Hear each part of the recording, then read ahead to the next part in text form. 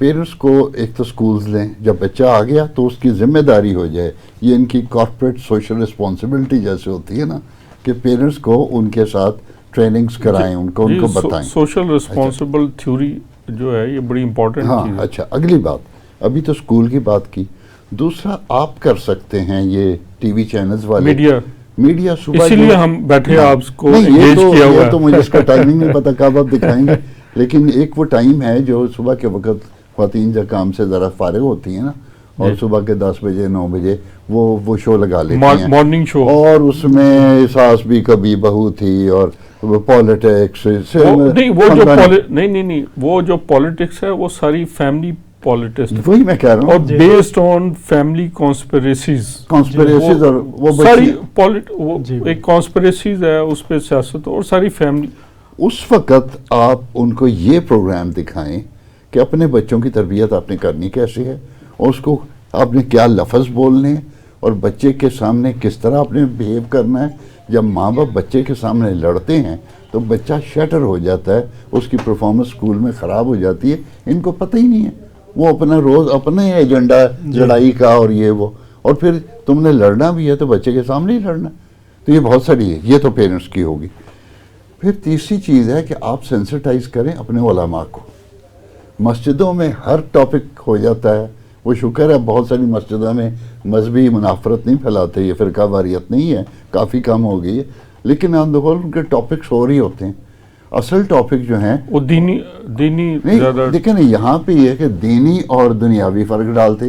بھائی جو دنیا ہے وہی تو دین ہے. اچھا ملک صاحب حسن زن سے کام لے رہے ہیں. میں معذرت کے ساتھ ایک چیز عرض کروں گا کہ ان کا یہ کہنا تھا کہ ہمارے ہاں بہت منافرت جو ہے وہ کم ہو گئی ہے، لیکن ابھی حال ہی میں بنوں میں جو چند دن پہلے جو واقعہ ہوا وہ پروفیسر شیر علی کے ساتھ آپ کو پتہ ہے کیا ہوا، کہ وہ صرف ایک بات کر رہا تھا، ایک عام جو باتیں ہیں ہر سمجھدار بندے کو جو کرنی چاہیے کہ مرد عورت برابر ہیں. ہمارے آئین کا جو آرٹیکل 25 اور 26 وہ بھی کہتا ہے کہ مرد عورت برابر ہیں. آئین کے مطابق ان کو دونوں کے ایک جیسے حقوق دیا جائیں گا. پھر یہ ہماری سائنس بھی یہ کہتی ہے، مذہب بھی یہ کہتا ہے کہ 14 سال کی عمر میں بچی بالغ ہو جاتی ہے، بچہ جو ہے 16 سال کی ایج میں وہ بالغ ہوتا ہے. اس لحاظ سے اس کا مطلب ہے بلوغت وہ جلدی حاصل کر لیتی ہے بچی جو ہے، عقلی طور پہ وہ زیادہ بڑی ہے. لیکن ہم کیا کرتے ہیں کہ ہم وہ بچی کو ہمیشہ سپریس کرتے ہیں.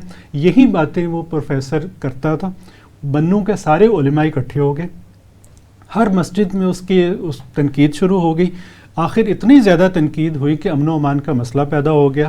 وہ بھلا وہاں کے ڈپٹی کمشنر کا اس نے ان سب کو بلایا کہ یار خدا کے لیے قتل و غارت گری نہ کرنا، اور وہ بیٹھے.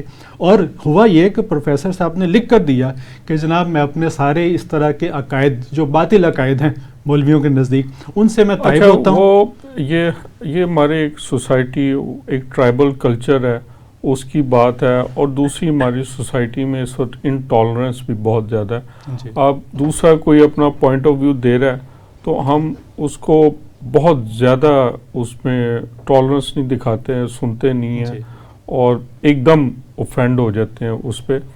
حالانکہ دیکھا جائے تو اسلام نے جو حقوق دیے ہیں عورتوں نے کو کسی کو نے بھی نہیں دیے. حضور صلی اللہ علیہ وسلم نے آ کے یہ روکا تھا کہ اپنی بچیوں کو دفن نہیں کیا جاتا، اور اسلام نے آ کے عورتوں کو جو حقوق دیے تھے اور ایک مثال قائم کی تھی.